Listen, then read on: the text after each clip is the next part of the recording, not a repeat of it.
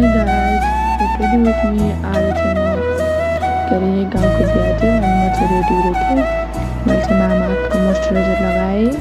त्यसपछि मामाअर्थको मोइस्चराइजर एकदम राम्रो हुन्छ, हजुरहरूले लगाउनु होला।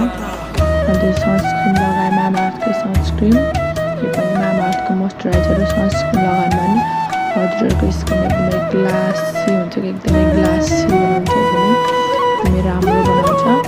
मलाई चाहिँ त्यहाँ बिहामा जानु थियो, नजिकैको बिहा थियो कि गाउँको। अनि मैले मस्कारा पनि लगाएँ, धेरै मेकअप त अब गाउँको बिहामा यहीँ नजिकै जान कि मेकअप गर्नु भने सनस्क्रिन लगाएँ अनि मस्कारा लगाउँछ अनि ब्लस पनि लगाएँ।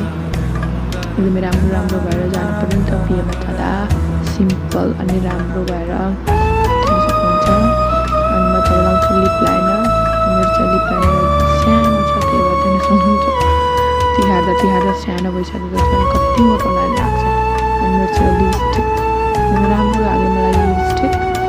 अनि चाहिँ मैले माला लगाएँ।